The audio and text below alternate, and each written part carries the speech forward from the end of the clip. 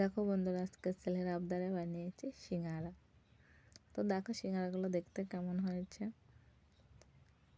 অবশ্যই কমেন্ট করে জানাবেন। সিঙ্গারাগুলো মুচমুচে হয়েছে, দেখতে জানি না কেমন হয়েছে, খেতে ভালোই টেস্টি হয়েছে। Hello guys, welcome back to my channel স্বপ্নার সাথী। তো বন্ধুরা, স্বপ্নার সাথী চ্যানেলে সবাইকে স্বাগত।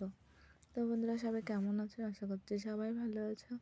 তো আমিও কিছুদিন ধরে ভালো ছিলাম না, যাই হোক তোমাদের আশীর্বাদ এবং ভালোবাসা আমি ভালো আছি। তো বন্ধুরা,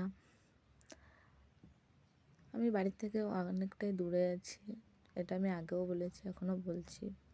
আমি এখন আছি ব্যাঙ্গালোরে। তো বন্ধুরা, মানুষ কত ধরনের হয় সেটা ভাবলেই খুব খারাপ লাগে।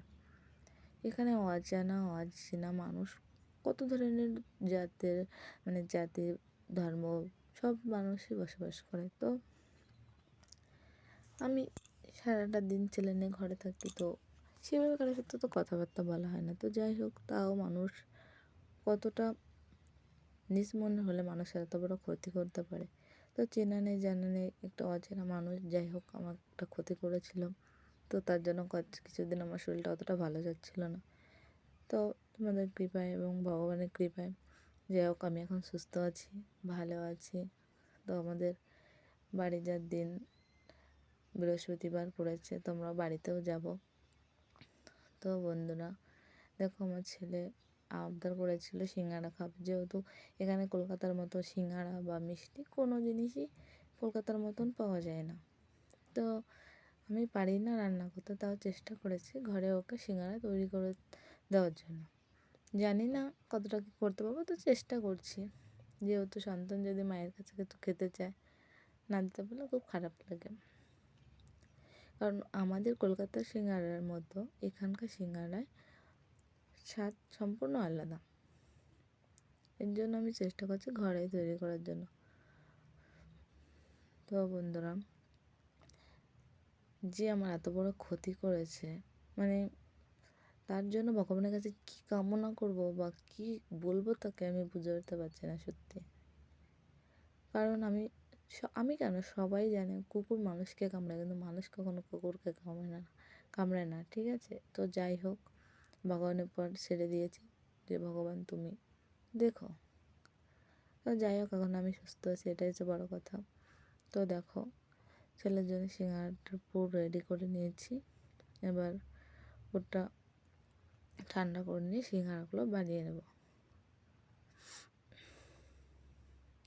তো বন্ধুরা, তোমাদের 2025 সালটা ভালো কাটুক, সুস্থ থেকো, সবাই সাবধানে থেকো।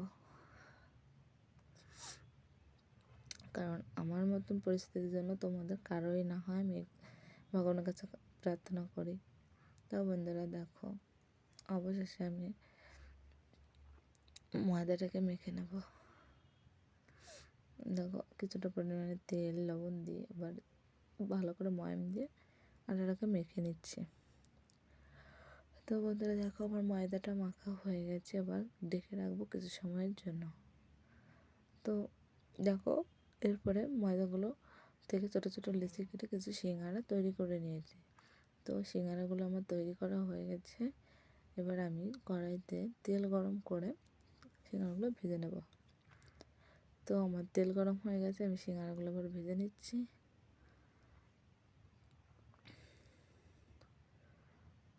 দেখো বন্ধুরা, আমার সিঙ্গারাগুলো ভাজি হচ্ছে।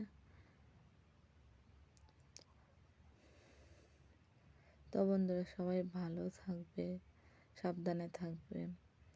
আর প্লিজ বন্ধুরা, আমার পাশে দেখো, আমার চ্যানেলটাকে সাবস্ক্রাইব করো। জানি আমি সেইভাবে গুছিয়ে কথাবার্তা বলতে পারি না, ভিডিও ভালো করতে পারি না। আর সবচেয়ে বড় কথা হচ্ছে, আমার কাছে ভিডিও করার জন্য কোনো স্ট্যান্ড বা কোনো ক্যামেরা বা দামি ফোন কিছুই নেই, এবং আমার ফোনটা ধরে দেওয়ার জন্য কোনো মানুষও নেই। তো বন্ধুরা, আজকে এ পর্যন্ত, সবাই ভালো থেকো। সিঙ্গারাগুলো দেখতে কেমন আছে অবশ্যই কমেন্ট করে জানিও। সাবধানে থেকো। বাই বাই, দেখা হচ্ছে অন্য কোনো ভিডিওতে।